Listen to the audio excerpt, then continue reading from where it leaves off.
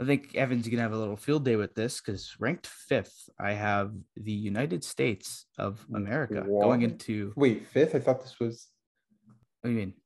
Oh, I didn't realize what number you were I'm on. My I'm bad. literally just going in. I'm going in order of like I just set a random order. Like this isn't like set in stone. I just have them. I Wow. have them there. Yeah, I have them behind that big four. It's the United States. They're bringing. I know they won last year, and I know they were a good team, and I know they still are a fantastic team. This is not me saying. I think the gap between the top five and the bottom five is massive. Like the United States could fully be the second best team in this tournament, and They you will could be. make a real argument about this. They will I guess be. if we want to touch on some good players, we'll start with I guess probably their best. I can't decide who their best player is, so I'm gonna I think it's Matthew both. Beniers. You think it's Matty Beniers? I was gonna say either Matty Beniers or Jake Sanderson, who's having a Mhm. phenomenal year at University of North Dakota. I really criticized that pick. If you remember that draft, it was the Sanderson versus Drysdale debate, and unanimously, I'd say people thought Drysdale was better, but they ended I up think it going was 1A or Sanderson. 1B. They're Oh, it they're was there so wasn't like similar. there wasn't a bad choice. It was more just Like, Drysdale's who do you better. want? Yeah, Yeah. and right now it's looking like it's a lot closer than we originally thought. So, got to watch out for them is Jake Sanderson. He right now at the University of North Dakota came in as like a puck mover, not a super fantastic like offensive defenseman.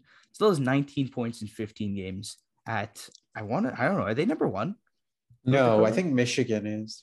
Oh yeah, Michigan's really good too, but that's nothing to They're slouch at. North Dakota's definitely in the top five, but Oh, For sure. easily, For sure. I could go fully. into the U. I don't know. I think Yeah, I was USA gonna give is it to going to you. be. Go Yeah. nuts. Well, look.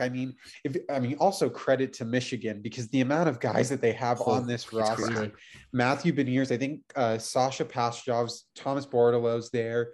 Um, who else is Luke on that? Luke Hughes. Hughes is on that My boy. team. Yep. Jacob Truscott's on that team. Sean Barnes is at Denver, I believe. Who else? They have Brock Faber, who I think is at North Dakota with Sanderson. Yeah. They have, oh my God, just Logan Cooley's with a Yeah. Luke Cooley's a guy. NTDP. I think Red Savage is at BU or BC. I can't remember which one he's at, but he was also at the end. Like everyone's at the NTDP. Matthew Coronado is disgusting. I think he's with the Chicago Steel right Yeah. now. I mean, And like, there's one what? guy that I think we should also maybe talk about. I was gonna bring up, but actually, you know what? You go and then we'll talk about the All guys right, that I I don't know. want I to. think like I mean, Brock Faber is like LA Kings prospect. He's disgusting. Their goaltending is the one thing that concerns me though, because they don't have the goaltending. I think maybe that's why you rank them at Yeah. five. But I think their offensive and defensive firepower can almost just like kind of push that off to the side. Like if you look Yeah. at a guy, if you look at Canada with like Devin Levy, like remember he was gross Yeah. at the World Juniors. Yes. It hasn't translated to like fought like now that he's actually back on planet Yeah. Earth and not Yeah. playing with 15 first round picks. So look, I think that could be something with the USA, but I just think like their team and is just disgusting. I mean, it's really good. And Oh, I'm not saying I, it's not. no, It's yeah. very And I strong. wish like I wish Spencer Knight was available. That's why I didn't like that he was in the NHL, because if you had Spencer Knight with you now, Would have Oh been man, complete. it's like probably and the best that team in the tournament. Yes. but that would be like a because that's why the team is good, because Benier stayed. I mean, Kent John. Wait, is Kent Johnson He's USA? Canadian. Canadian. Oh, Canadian. he's Canadian. Okay, Yeah. sorry, I forgot. But like the fact that Michigan guy Benier though. stayed is huge. But yeah, Michigan as well. I mean, the fact that Pashajov's still there. I mean, his brother was the Ducks pick. I mean, like this team, Bordelot, San Jose, like Yeah. Chaz Lucius is also, he's a I believe he's a prospect for this year's No, draft. he's He's at the No, end. he's drafted last Winnipeg. year. He got drafted Last by year. Winnipeg. He Yeah. did get, okay. He's at the NTDP. That's why I got confused. He's in, or wait, is he at the NTDP or Yeah. crap? Yeah, he's at the No, NTDP. sorry. Or He's wait, playing in I think Minnesota. Minnesota? Yeah, he's Minnesota. Okay, Yeah. I've seen too many highlights that were from the Yeah. NTDP, so I thought he was still there. But Logan Cooley's still at the NTDP. He's most likely a Yeah. top 10 lottery pick. I don't know. I think they can. I don't. I'm getting like Canada vibes where like they're like although the goaltending isn't as strong, they could definitely make their goaltenders look strong, because the defense is just disgusting. It's insane. Like like Luke Hughes has been tearing it up at Michigan. Yeah, he's got Truscott's been 18 tearing points. it up at Michigan. Barons has been tearing it up in Denver. Like, they got a really good team. I think they could definitely win it again. I completely agree with you in the sense that their forwards are great, but that goaltending is brutal. It's And a very big question mark. I like the analogy that you gave to Canada, because Canada just never has good goaltending, and that's kind of their thing. Like Devin Levi catches lightning in a bottle and then is never seen from again. Because he's literally a junior A goal. He wasn't even in the O. A guy that and he had like a 951 Yeah. save percentage with like 3 shutouts. That's why I think USA can turn. They can turn that. That's why they definitely can. I also don't think they're as stacked as we may think. We've got to mention Matthew Coronado, who I think was 13th overall. Little guy who can score goals. Oh, did you? Yeah. You said like you said half the roster. I went through the entire except for the guy that I wanted to talk about, Matthew Nyes, Leaf prospect. I figured this is a Leaf show. Leafs I think we should maybe highlight some of the Leaf prospects. Matthew Nyes is in the roster. I think I saw him slated at second line left wing, playing at University of Minnesota. And then sorry, who else? I just love this. Mackey Sam. I don't know how to, but Mackey is a Michigan boy as well. He's at University of Michigan too. Yeah, so it's these college guys, man. They're fantastic. It's really fun to see that. I don't watch college hockey too much. Like, I like to dabble. Notre Dame's on, who, by the way, assistant captain of the United States, Landon Slaggert, Notre Dame boy. He's going to be on the team. Not really a notable guy. He's 10 points in 17 games in the Big Ten for Notre Dame. But I just thought it was a fun aside because I'm a Notre Dame fan. But heading back to Matthew Nyes, for anyone who doesn't know, the Leafs picked him last year, 57th overall in the second round. He's got 16 points in 18 games for the University of Minnesota, the Golden Gophers. I love that name. And he's a big power forward that I think Leaf fans are going to absolutely love. Like 6'3", 205. Like, he's got a big frame. And not only, the thing that I like about Matthew Nyes the most is he scores goals, but he is a playmaker first. And that is something that is, I think, can become like a market inefficiency in NHL. Like, you don't see many guys like, I almost not Patrice, not Brad Marchand in that sense that, but Brad Marchand in the sense that, like, I'm gonna hit you and I'm gonna play make first. You know, we have a lot of Zach Hymans who will bang in, score 30 goals, but not many guys that'll bang in and pass the puck much. So, Mario, you got anything to say? I mean, Evan kind of highlighted almost the entire roster, and I think it just speaks. Sorry, I have one more guy that after you're done that I forgot that I wanted to mention. No, for sure, but like, just to credit your point, you highlighted the whole roster. It's because the whole roster from top to bottom is spectacular. You're going to get production from just about every one of these players. They're all terrific hockey players. Another angle to take on at this as well. So much chemistry. They all came up in the U.S. National Development Program, or not all of them, but most of them. So you're having a lot of chemistry, and those roots go back pretty far. So that's always a bonus to have on your squad. But again, going back to that debate, why they're not ranked as high, I would see in your rankings, Adamo, is basically because their goaltending position isn't as strong. And I know we've all said this. I don't want to harp on it too much or beat the dead horse, but Drew Camasso, he's a Boston University. He's put up a couple years of a plus 900 save percentage.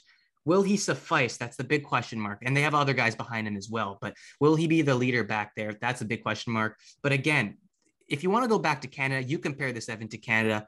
Canada's problem last year, was that they've cruised through the group stage, and Levi looked like he was amazing, 3 shutouts, all those great numbers. And then he got hit with a big fat chunk of adversity against the United States, and he couldn't compete. He couldn't live up to that expectation, and everyone's image of him, the persona of him, just crumbled to the ground. So I don't think necessarily this is the best thing in the world for the U.S. Don't let the roster top to bottom, forwards to defensemen, fool you.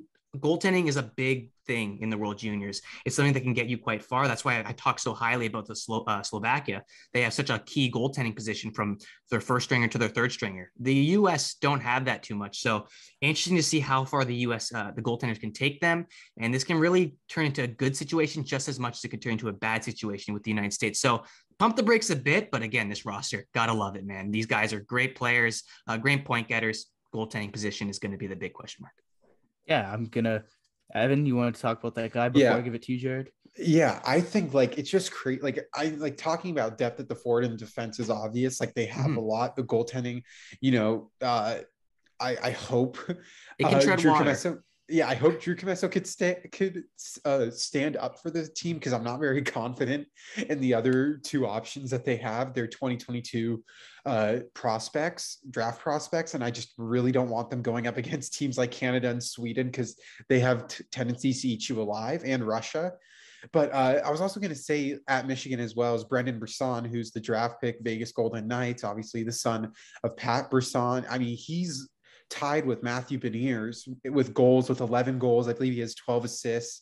And I mean, he's been tearing it up with them as well. I wish he was on it. He was like a 14th skater last year with USA, wasn't able to make it this year, but God, I wish their goaltending was better. Yeah, the goaltending is rough, which I like what Mario said. You can crumble under the pressure, and I think if they play against Canada, it's in Canada again, but this time with fans. Being a goaltender with fans cheering against you is extremely difficult. It's probably one of the hardest things being an away goaltender, because we're like, it's not like it's a bunch of like half and half, like a neutral ground. It is a Canadian led thing, and I don't think many Americans are gonna. Maybe I'm wrong, but I don't think many Americans will make the trek up to Edmonton, Alberta, in a half capacitated Rogers Center or Rogers Place. Is that what it's called? Rogers Place, yeah. Okay, yeah, or friggin' Red Deer, where there's only 3,000 fans. So, Jared, you got anything else to add on the United States of America? I mean, you guys pretty much nailed every single storyline there is. One thing, I apologize. No worries. At the beginning, you guys were talking about Jake Sanderson. I cannot gush about Jake Sanderson enough. He is so good, because the thing is, you mentioned the Jamie Drysdale debate kind of heading into that draft. The main thing was, if you want the offensive guy, you go with Jamie Drysdale. If you want the more defensive, big body shutdown guy, you go with Jake Sanderson. He does all that, and now he's also putting in points. He is going to be unbelievable for this Team USA team. And overall, I just really like their team all throughout. Yes, goaltending is definitely the question mark.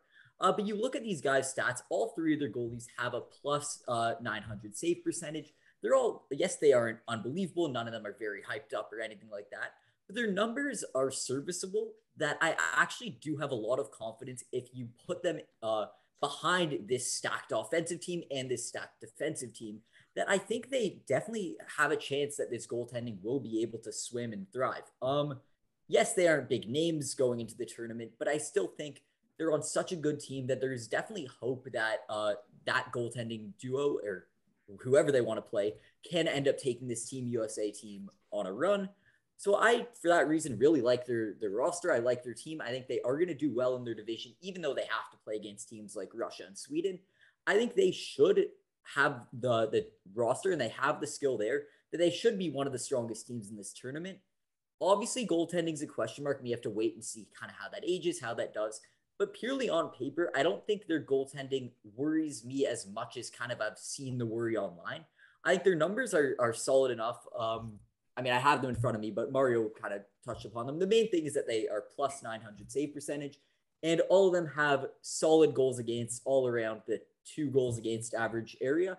So they're all solid goaltenders. I'm not too worried about any of them, as much as it's not like the teams we've seen in the past where they've had guys like Spencer Knight and things along those lines.